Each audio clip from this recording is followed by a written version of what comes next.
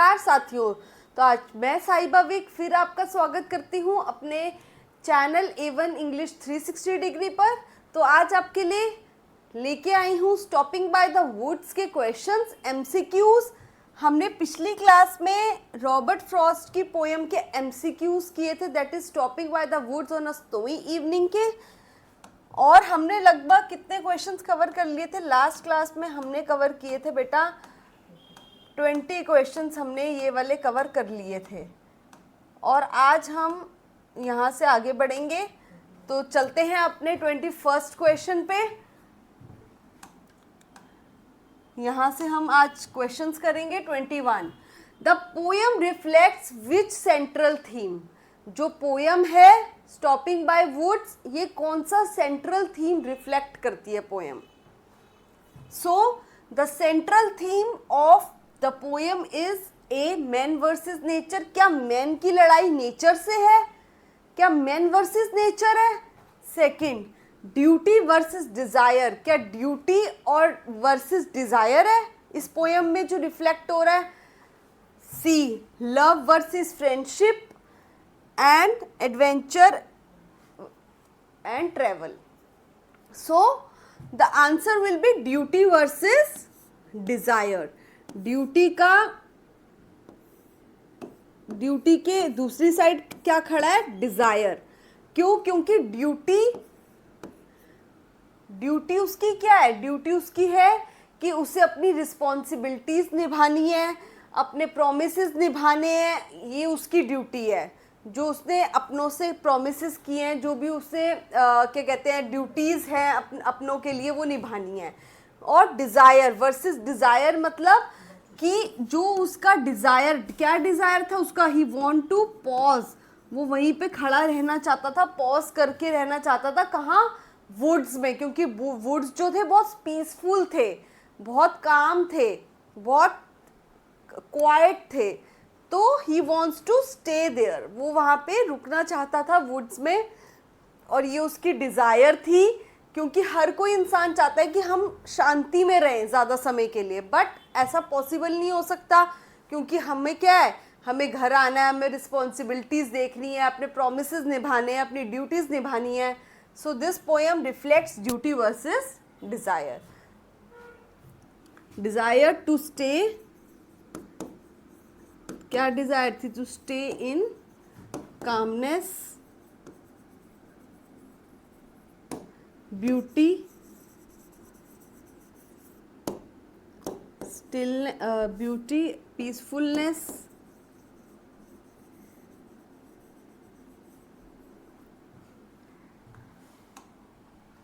Question 22। The tone of the poem can best be described as. जो tone है इस poem की, उसको कैसे डिस्क्राइब किया जा सकता है? पोएम की टोन कैसी है बेटा? ए, जॉयफुल एंड कॉमिक है। बी, क्वाइट एंड रिफ्लेक्टिव है। सी, एंग्री एंड सार्कास्टिक है। डी, रोमांटिक एंड प्लेफुल है। So the tone of the poem, जो टोन है पोएम की, वो कैसी है? टोन है quiet and reflective. Quiet and reflective. Quite कैसे है? क्योंकि, और रिफ्लेक्टिव कैसे? क्योंकि वहाँ पे काफ़ी ज़्यादा शांति है आसपास, और सिर्फ किसकी वॉइस आ रही है? सिर्फ ब्लोइंग ऑफ विंड की वॉइस है। ब्लोइंग ऑफ विंड की वॉइस है वहाँ पे, सिर्फ हवा के चलने की आवाज़ आ रही है। और डाउनी फ्लेक्स, डाउनी फ्लेक्स होता है आइस के गोले। सो डाउनी फ्लेक की आवाज है, आइस के गोले गिरने की आवाज है, और ब्लोइंग ऑफ विंड, हवा के चलने की आवाज है। रेस्ट, देयर इज क्वाइटनेस, इतनी स्टिलनेस है कि वहाँ पे हॉर्स और ट्रेवलर के अलावा कोई भी नहीं है, बिल्कुल आवाज नहीं है वहाँ पे, बिल्कुल शांति का माहौल है। Question 23। What literary quality is strongest in the poem? कौन सी लिटरेरी क्वालिटी है जो कि स्ट्रॉन्गेस्ट है पोएम के अंदर? A, simplicity and musicality. C, complexity and obscurity. C, satire and humour. D, heroism and grandeur. So the poem reflects the literary qualities. Poem क्या reflect कर रहा है? ए सिंप्लिसिटी को रिफ्लेक्ट कर रहा है. क्यों? क्योंकि जो पोयम है वो बिल्कुल स्ट्रेट फॉरवर्ड है. ठीक है, स्ट्रेट फॉरवर्ड है. और जो मोस्ट ऑफ द पार्ट है पोयम का can be understand easily by the readers. जो ज़्यादातर पार्ट है पोयम का इजीली अंडरस्टैंडेबल पार्ट है. Easily understandable.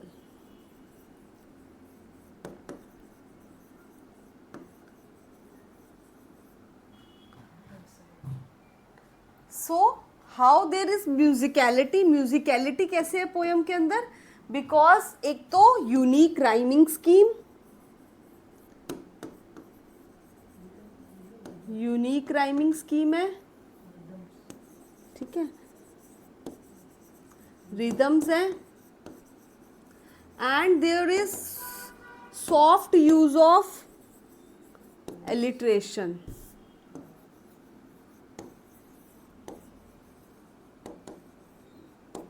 Soft use alliteration का, जैसे watch the woods.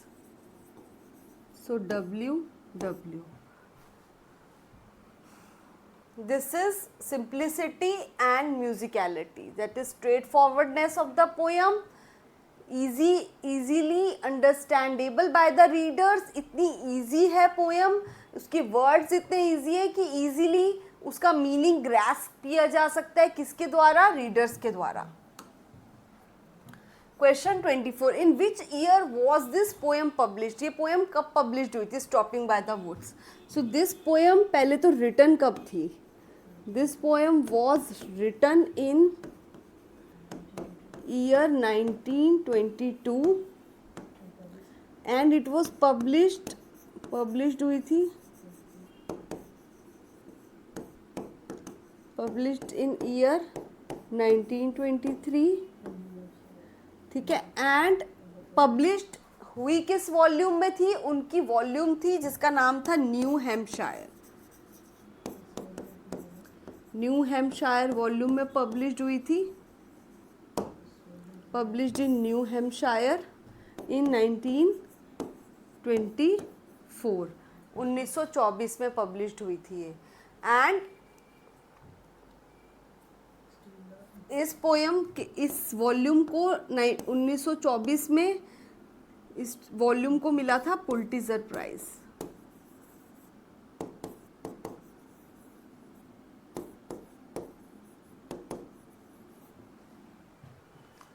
So this in which year was this poem published? In 1923. What is the poet's main conflict in the poem. Poet का main conflict, main issue क्या है poem के अंदर? उसका conflict है अपनी इनर डिज़ायर्स के बीच में वर्सेस किसके बीच में? ड्यूटीज़ के बीच में, duties of the life. So desire क्या है कि वो पीस में रहना चाहता है, कुछ देर शांति में बिताना चाहता है.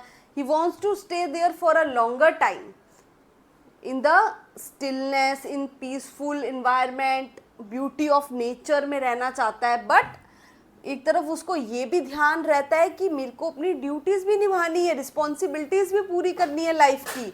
सो he is also responsible for the duties of the life. So the poet's main conflict is to choose between the rest in nature and duties of the life. Next question. What does the line the woods are lovely, dark and deep. जो woods हैं, जो जंगल हैं, वो बहुत प्यारे हैं, lovely हैं, dark हैं, डीप हैं, ये क्या सजेस्ट करता है? What does this line suggest? A. The woods are frightening. B. The woods are a symbol of beauty, mystery and death. C. The woods are noisy. And D. The woods are filled with animals. So इसका मतलब है the woods are a symbol of beauty, mystery and death. मतलब जो woods हैं वो dark हैं, deep हैं, इसलिए मिस्टीरियस है, पता नहीं आगे आगे इतनी डार्कनेस में क्या होगा, क्या निकलेगा. So there is very darkness in the forest. Darkness है फॉरेस्ट में, बहुत मिस्ट्री है इतनी डार्कनेस में. जहाँ डार्कनेस होती है, अंधकार होता है, वो मिस्ट्री होती है ना, क्या होगा क्या निकलेगा. और वैसे ही ये डेथ का भी सिंबल है. डेथ क्यों? क्योंकि जब हम लोगों से कट जाते हैं, एक पीसफुल इन्वायरमेंट में होते हैं और समाज से, सोशल लाइफ से दूर होते हैं, तो हमारी एक तरीके से सोशल डेथ हो जाती है. सो वही बात वो कर रहा है कि जब वो लोगों से दूर था, क्वाइट फॉरेस्ट में था इतनी दूर, तो वहाँ पे शांति में उसकी कहीं लोगों से मतलब दूरी बनी हुई थी. और ही वॉज इन क्या कहते हैं, वो एक सोशली दूर, डेथ हो चुकी थी लोगों से, क्योंकि सोशल इन्वायरमेंट से दूर था कहीं ना कहीं शांति में. So it is mystery, it is a symbol of beauty, mystery and death. Which quality of Robert Frost style is most visible in this poem? इस पोएम में रॉबर्ट फ्रॉस्ट का कौन सा स्टाइल है जो मोस्ट विजिबल हुआ है? A, use of rural imagery, B, use of heroic themes, C, use of political satire, and D, use of epic narration. So it is the use of rural imagery. Use हुई है इसमें rural imagery because a quite natural setting. इसमें एक quite natural setting है जो depict होती है. a quite natural setting. एक quite natural setting which is devoid of urban life, which is devoid of city life. City life से दूर, city में जो भी मारा मारी खिचड़ पिचड़ है उससे दूर एक लाइफ है जो बहुत पीसफुल है, काफ़ी क्वाइट लाइफ है, नेचुरल इन्वायरमेंट में, एक ब्यूटी में, नेचुरल ब्यूटी की जो लाइफ है वो डिपिक्ट होती है इसमें. एज वेल एज इसमें एक बात होती है कि ओनर्स विलेज की बात होती है. Owners house is in the village. जो फॉरेस्ट का ओनर है उसका जो घर है वो क्या बोलता है, पास ही के विलेज में है. सो विलेज में है यानी विलेज लाइफ को, रूरल लाइफ को दर्शाता है.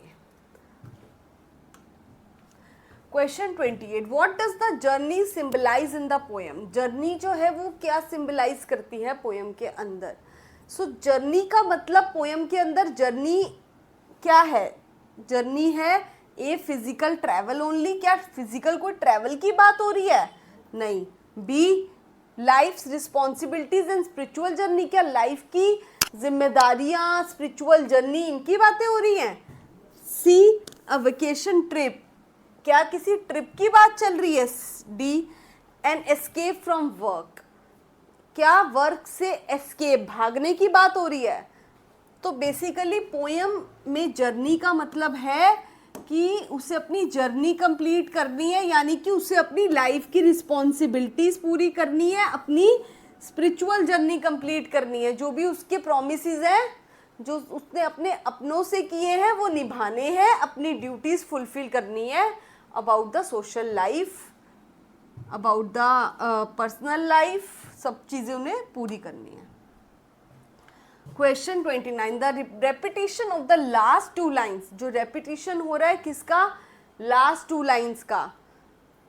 लास्ट टू लाइन्स कोई बता सकता है क्या थी? And miles to go before I sleep, and miles to go before I sleep, and miles to go,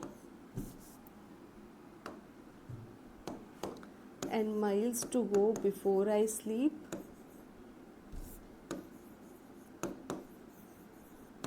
before I sleep, and miles to go before I sleep. ये twice इस line का repetition हो रहा है. इसका मतलब है कि उसे काफ़ी दूर की यात्रा पूरी करनी है. कौन सी यात्रा, कौन सी जर्नी? रिस्पॉन्सिबिलिटीज़ की एंड ड्यूटीज़ की. बिफोर आई स्लीप, स्लीप मतलब before his death. Here sleep symbolizes death. So the repetition of last two lines emphasizes sleep and rest, the inevitability of death and unfinished duties, the beauty of the horse and the joy of the natures. It is the inevitability of death, यानी कि death जो जिसे कोई रोक नहीं सकता, the inevitability of death, जिसे कोई रोक नहीं सकता, और एक अनफिनिश्ड ड्यूटीज, इन दो चीज़ों की बात की जा रही है। Question 30, the poem ends on a note. Poem जो है कहाँ पे एंड करता है? मैंने आपको पोएम के स्टार्टिंग में ही ये बात बताई थी, the poem starts with a delight and ends in a wisdom. जो पोएम है वो स्टार्ट होती है किस पे? डिलाइट पे, डिलाइटफुल नोट से स्टार्ट होती है, और एंड किस पे होती है? विजडम। क्या विजडम मिलती है हमें इस पोएम से एंड में? दैट हमें ज़िंदगी में अपनी ड्यूटीज़ वगैरह, रिस्पॉन्सिबिलिटीज़ सब पूरी करनी पड़ती है बिफोर आवर डेथ। इससे पहले कि हम फाइनल रेस्ट पे चले जाएं हमेशा के लिए, ऊपर मतलब डेथ हो जाए हमारी, उससे पहले हमें क्या? अपनी ड्यूटीज़, रिस्पॉन्सिबिलिटीज़, प्रोमिसेस पूरे करने हैं। So it is the poem ends on a note of responsibility and determination, जिसे क्या कहेंगे? On a wisdom note. Wisdom के नोट पे एंड करती है ये poem, on a wisdom note. So this is all for today. You can join me on A1 English 360 degree. हमारे YouTube channel पे आप ज्वाइन कर सकते हैं, और हमारी